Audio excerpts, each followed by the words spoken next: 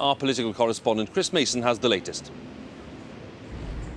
The first thing to arrive in Downing Street this morning, more than once, congratulations. Next, Theresa May.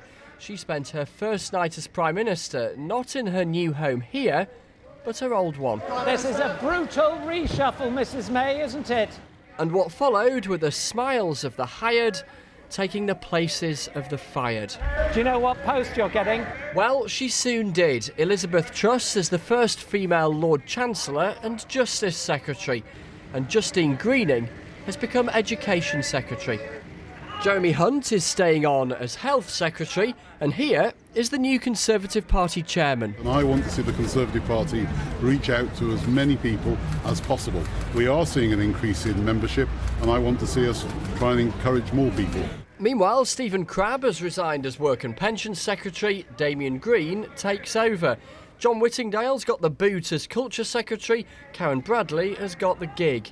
And Andrea Leadsom, who dropped out of the race to be Prime Minister just the other day, is now Environment Secretary. And all this after last night's big new appointments. Boris Johnson is the new Foreign Secretary. The new Chancellor is Philip Hammond. Amber Rudd is promoted to Home Secretary.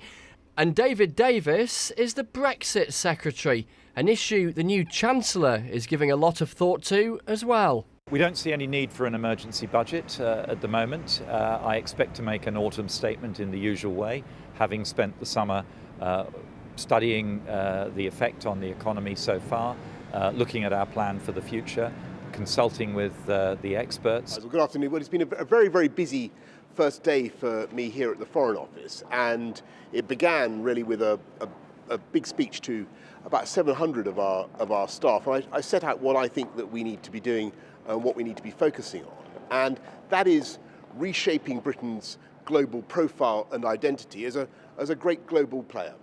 So another ministerial car leaves, another appointment has been made on a day when, yes, the Conservatives carry on in government, but their senior lineup looks very, very different from how it did a week ago.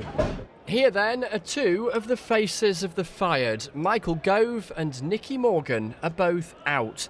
Mr. Gove said, "It's been an enormous privilege to serve for the last 6 years. Best of luck to the new government."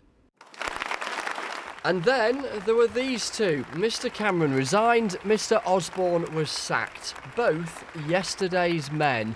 Because this street now belongs to Theresa May. What has been the busiest pavement in politics is tonight free of further footsteps. The new Prime Minister's cabinet has taken shape. Chris Mason, BBC News at Westminster.